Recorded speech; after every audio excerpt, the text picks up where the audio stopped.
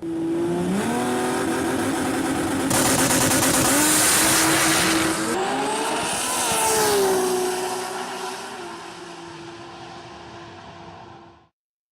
welcome back everyone.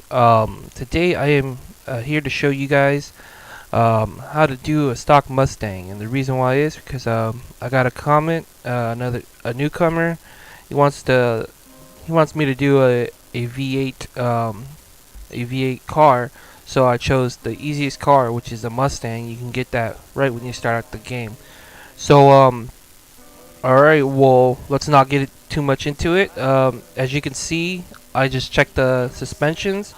I had a L2 suspension coilovers, so I'm gonna revert that to stock. As you can see, this car is not, the exterior is not fully stock.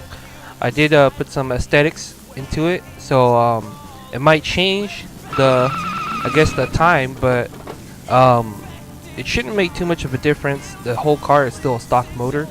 And here's I'm gonna do a passing run just to see how fast I'm doing in the quarter mile. So and one good thing is I actually got the audio this time. I found a way how to work it, but I'm not able to record for a very long time. So my last video, it just crapped out on me. But I did 13.2 on that last run.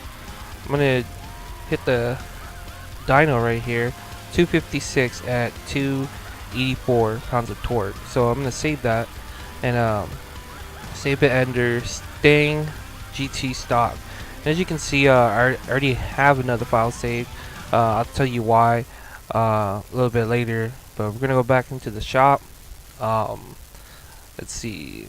We're gonna look at the force induction, because the first thing you want to do is you want to check out what force induction options you have. In this case, you have superchargers and turbochargers, and you have various different kinds. As you can see, I already own one of the superchargers in the Toretto parts. And for the good thing about being a beginner is that you have two shops that you're open up to, and the Newsburg shop right here, you have to move into the Newsburg area. You're still able to access all the different parts of the shop as long as you upgrade yourself in the higher rank. So it's really great thing if you can keep moving to different areas. Therefore, you're not limited to just one shop or two shop or etc. etc. So I'm looking at the supercharged and turbocharged right here. And this game is really cool because I think I've said it numerous times, and I think a lot of people said it numerous times, and even Nitto says it itself, that not the most expensive parts will get you to run the fastest time, or whatnot. So even if it's a 40-pound PSI turbocharger, you're not going to run the fastest time. You might hit so much lag that you're not even able to pull down the straightaways in good time. So you do want to take consideration to how much boost you're pushing into the car. But let's see. I just went ahead and I'm gonna install this flow charger right here, and it's one of the most it's probably the most expensive supercharger internal parts. As you can see, it's stressed. I did a video before, and when I came to save it, it just didn't save on me, so that was my bad luck. And yeah, but anyway, so I'm gonna show you guys the difference. This is 327 horsepower at 363 with the supercharger at 9 psi. I'm gonna go back to the parts room, and let's go back down to the Newsburg. Nope, no. Okay, here we go, supercharger. So this one's, I'm actually gonna buy the cheapest supercharger. I think it was, well, not the cheapest, but it says 20 psi. The M20, I guess M20 stands for how much psi.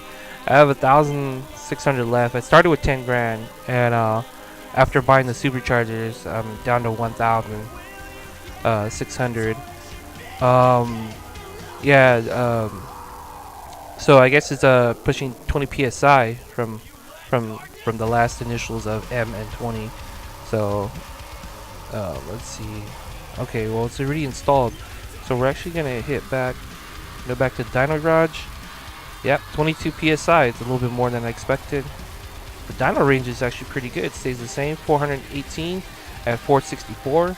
So that's a very tremendous big boost for under 10,000. So this is very good. Let's see how much of a difference will it make. You gotta play with it just a little bit. I like doing that. Contest track. It's just fun, you know? Do your little burnout. Alright. So let's hope this setup right here is good. Over revved first gear, short shift second, fair on third. We actually hit fifth gear this time, 11.28. So I think this could be faster by 1 second of from the stock. No, I mean 2 seconds from stock. 1 second faster from the first supercharger, I believe. Yep, 11.2. That's pretty quick. So 11.2 compared to 13.2.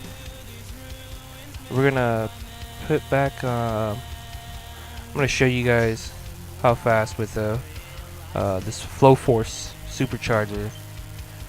This one's doing 9 psi. So a very big difference. See, the good thing about these cars is in real life, right? These muscle cars, they're built to handle these superchargers, these force inductions. They're just crazy machines, you know. They got the leaders too. So I'm not sure. 12.18.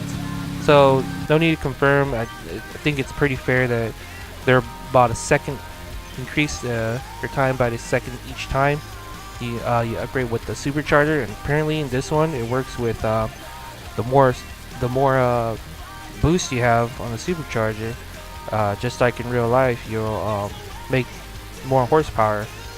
So the good thing about these superchargers is that you don't have that turbo lag, or the lag actually, when you're boosting. So let's see, we're gonna compare the dynos right now. So as you can see, the horsepower range is very fair, pretty good. It seems like close to stock. It's just moved up the graph a couple of times, you know, on the x-axis, I believe, or the y-axis, right?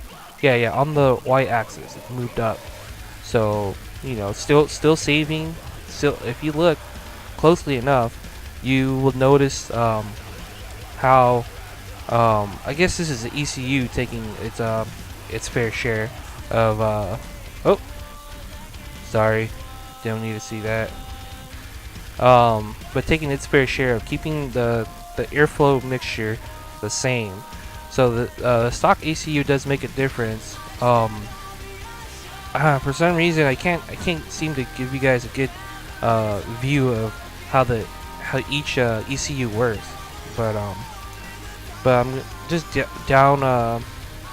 I'm just lowering the boost and upgrading the boost just to see what kind of different power range you guys have. So yeah, I guess the setup seems to make a very fair amount of horsepower. You know, you just shed off 2 seconds off of its original time, and I'm not sure, but I mean, from my experience, the Mustang is the quickest car that you can get off the lot. So when you start this game, the Mustang is the fastest car compared to the Integra and the TC, and I guess the Sentra, right? I think the Sentra is being offered. But we're gonna look at it. It's let's see. Oh, what's going on here? Alright, I think it's about glitched. So I'm gonna actually switch on over. Alright. I'm gonna exit the game and I'm gonna come back. Alright, so I'm back on the dyno graph. I'm gonna do one more passing run. Am I gonna do one more passing run? Let's see. Yeah, we're gonna give it another passing run. Never mind. Okay. Well, from last time, as you can tell, we did 11-2. So I don't think we need to do another one. This is with the Dragon M Sport Supercharger. Let's see. Let's go to the bracket room. The reason why I want to go live, the reason why you want to go live is to test your setup, to see how fast your car is, or just to see what limits can you take it before the engine is fully stressed and fully blown. So that's what you want to look for, and this is the thing about this game, is you got to trial and error all the time. You got to spend lots of money, and you know, I know some of you guys hate spending money. I hate spending money and knowing that something doesn't work, but hey, you know, it's a good learning curve in this game, and it simulates what's going on in real life. So I'm very impatient. I just wanted to show you guys because I don't have much time. So we're gonna go ahead and go to the touring, and the touring is pretty much a simulation of what you're gonna do online, just without the online play, just without the social. So we're gonna go ahead and line up. This is with the Dragon M Sport Supercharger, the 20 psi or 22 psi actually. So it's a lot quicker. That's what I've noticed. These are stock ratios. So as we get down to this last stretch, okay, 11.93. So it's a little bit running pretty good. It's running pretty fair. Maybe we can probably make this hit faster, quicker time.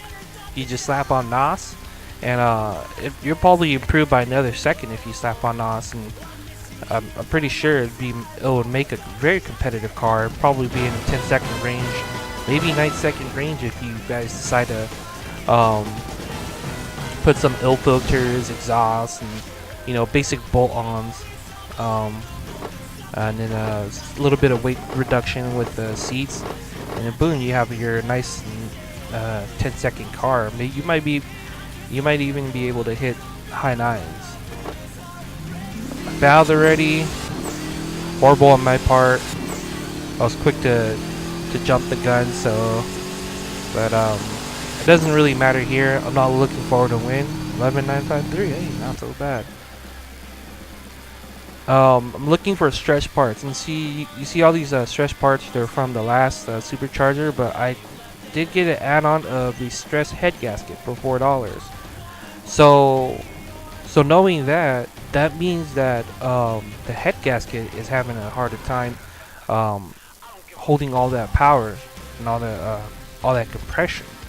So that tells you something, right? And it may be the head gasket, or maybe your pistons. So this is the thing about upgrading a car. You have to really know what you're doing. That's why you got to do this trial and error, and you got to find out what's doing what, and why is your car, you know, stressing or braking or whatnot. So I suggest maybe I might do this in the next video.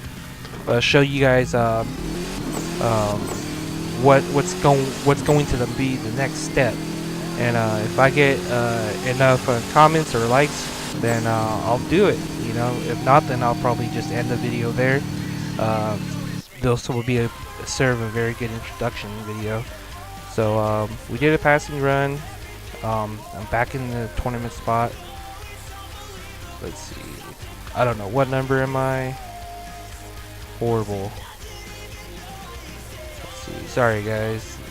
Yeah, I just wanted to show you guys like how it runs. So if you can make this car run, let's say 20 to 30 times without repairing any parts, that's really damn good, because you know that's your money's worth. You can hit the touring, you know, for that many races before you have to repair the car. I mean, it does come down, it is really heavy on your pocket. Sorry, but it is really heavy on your pocket. But if you can afford it, do it. You know, it'll be one of your fastest car. Maybe you can just, you know, like I said in one of the comments, is you always have to buy two engines. You have to have one that you're gonna work on, and one that you're gonna keep it stock. So the head gasket, the stress head gasket, went from $4 to $8. So that is telling you something, that it is most likely gonna break anytime soon, but who knows how soon. But back to what I was saying, you always have to buy two different sets of engine, or maybe have a different car. This way, just like that saying, you have one daily and you have one weekend warrior.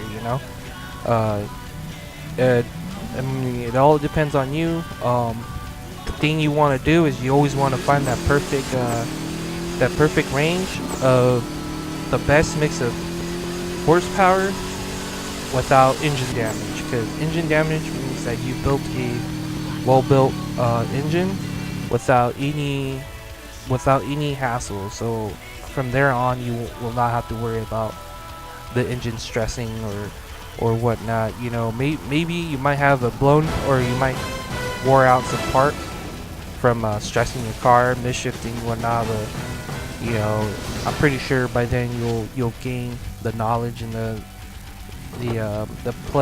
gameplay of the vehicle, and the physics, I guess you could say, and not blow your engine. So we're gonna actually do another passing run. This is all just to see if this engine is going to hold up. So we're already 3 races deep. This is probably our 4th one. I'm not sure. Let's go back, and I'm out of the tournament. Suck at that one. So it jumped from $9 to $11. Everything else seems like it stayed the same. So this does tell you that the head gasket is wearing down. You probably need to either change the compression ratio of your piston. Maybe it's either holding too much air and it's leaking or whatnot. Or one of the other. But this is probably a good stopping point, just to show you guys roughly on what happens and what would go on if you have these parts. Maybe some parts are just conflicting each other. Maybe all I need to do is just probably buy intake and exhaust. So yeah, if you guys like this video, rate, comment, subscribe, and suggest anything that you guys have in mind, and I'll get to it. Alright, thanks for watching. I'll catch you guys later, man. Peace.